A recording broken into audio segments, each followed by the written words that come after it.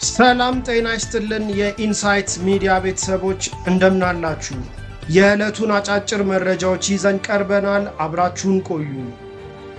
ሶማሊያ አሜሪካ የአየር ማረፊያዎቿንና ወደቦቿን በብቸኝነት እንድትቆጣጠር ሐሳብ አቀረበች።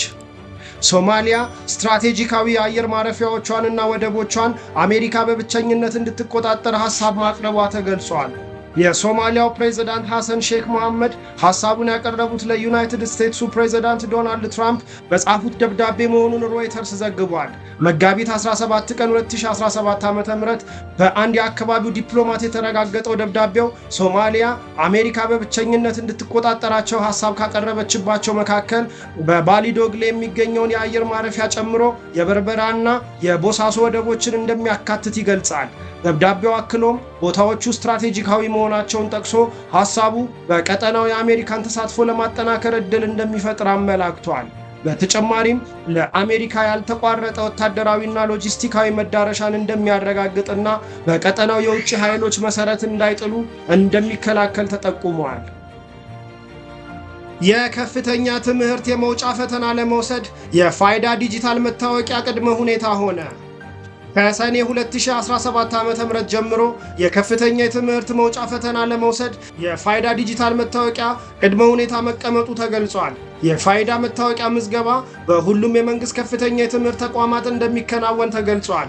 የፋይዳ ዲጂታል መታወቂያ የተማሪዎችንና የሰራተኞችን መረጃ በተደራጀ መልኩ ለመያዝና ከከፍተኛ ትምህርት መረጃ አገልግሎት ጋር በማስተሳሰር ጥራት ያለው መረጃ ለማግኘት የሚሰጡ ሀገር አቀፍ ፈተናዎችን ደህንነት ለመጠበቅ እንደሚረዳ የተቋሙ መረጃ ያመላክታል። በሀገራችን ኢትዮጵያ የአየር ላይ ታክሲ ሊጀመር ነው። የአውሮፕላን መንደርደሪያ የማያስፈልጋቸው ሽቅብ ተነስተው ቁልቁል ማረፍ የሚችሉ የአየር ላይ ታክሲዎች ሀገራችን ሊከትሙ መሆኑ ተሰምቷል። የኢትዮጵያ አየር መንገድና አርቸር አቪዬሽንስ በኤሌክትሪክ የሚሰሩ አውሮፕላኖችን በአየር ላይ ትራንስፖርት መጓጓዣነት ለመጠቀም የሚያስችል የጋራ ስምምነት ተፈራርመዋል።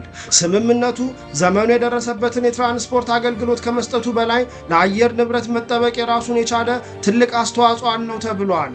ይህ አገልግሎት በመኪና ከ60 እስከ 90 ደቂቃ የሚፈጁ ጉዞን ወደ 10 ደቂቃ ዝቅ የሚያደርግ ሲሆን እጅግ ፈጣን የትራንስፖርት ጉዞ ያደርገዋል። የአርቸር አቪዬሽን መስራችና ዋና ስራ አስፈጻሚ የሆነው አደም ጎልደንስቲን በስምምነቱ ወቅት እንዳሉት በአቡዳቢ አቪዬሽን ተመሳሳይ አገልግሎት ለማስጀመር ስምምነት መፍጠራቸውን ገልጸው አሁን ደግሞ በአፍሪካ ወደር ከሌለውና ግዙፉ የኢትዮጵያ አየር መንገድ ጋር ለመስራት መስማማታቸው እጅግ ደስተኛ መሆናቸውን ተናግረዋል። የኢትዮጵያ አየር መንገድ ዋና ስራ አስፈጻሚ መስፍን ጣሰው በበኩላቸው በኤሌክትሪክ የሚሰሩ የአየር ላይ የታክሲ አገልግሎት ለመጀመር ከአፍሪካ ቀዳሚው ሀገር በመሆናችን ደስተኛ ነን ብለዋል። ከውጭ ወዳገኘናቸው መረጃዎች ስናልፍ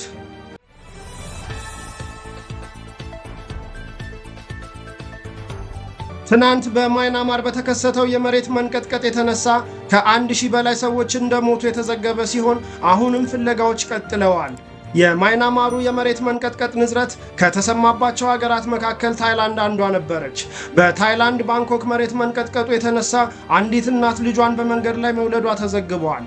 መጀመሪያ እናቲቱ በሆስፒታል ለመውለድ የተገኘች ሲሆን ንዝረቱ ሲሰማ ከሆስፒታሉ ሕንፃ ለመውረድ መገደዳቸውም ተሰምቷል። ከሆስፒታሉ ውጭ ባለ መንገድ ላይ በሐኪሞች እርዳታ ልጇን በሰላም ተገላግላለች። በመሬት መንቀጥቀጡ ንዝረት ታካሚዎች አልጋ ላይ እንዳሉና ዊልቸር ላይ እንደተቀመጡ ወደ ውጭ ወጥተው ለመቀመጥና ሕክምናቸውን ውጭ ሆኖ ለመከታተል ተገደዋል። ዩክሬን በጊዜያዊነት በተባበሩት መንግስታት ስር እንድትሆን ፑቲን ሐሳብ አቀረቡ። ዩክሬን ብቁ የሆነ መንግስት እስክትመሰርት ድረስ በጊዜያዊነት በተባበሩት መንግስታት አመራር ስር እንድትሆን የሩሲያው ፕሬዝዳንት ቭላዲሚር ፑቲን ሐሳብ አቀረቡ። በኪየቭ ተቀማጭ ያደረገውን የዩክሬንን አስተዳደር በህገ ወጥነት የሚፈርጁት የሩሲያው ፕሬዝዳንት አመራሩ እንዲቀየር በተደጋጋሚ ሲናገሩ ይደመጣሉ። ዩክሬን የፑቲን ይህንን ሐሳብ እብደት ስትል የጠራችው ሲሆን በአሜሪካው ፕሬዝዳንት ዶናልድ ትራምፕ መሪነት የሚደገፈውን የሰላም ስምምነት ለማዘግየት የሚደረግ ስትራቴጂ ነው ብላለች። ዋይት ሃውስ በበኩሉ የዩክሬን አስተዳደር በህገ መንግስቱና በህዝቡ እንደሚወሰን በአጽንኦት ሰጥቷል። የፑቲን አስተያየት የተሰማው 4ኛ ዓመት ዓመት ያስቆጠረውን የዩክሬን ጦርነት ሰላማዊ እልባት እንዲያገኝ አሜሪካ የተኩስ አቁም ስምምነት እንዲደረስ በዋነኝነት እያሸማገለች ባለችበት ወቅት ነው። እንደነዚህ አይነት አዳዲስና አንኳር መረጃዎች በየቀኑ እንዲደርሱ ሚዲያችንን ፎሎ፣ ላይክ እና ሼር በማድረግ ቤተሰብ ይሁኑ።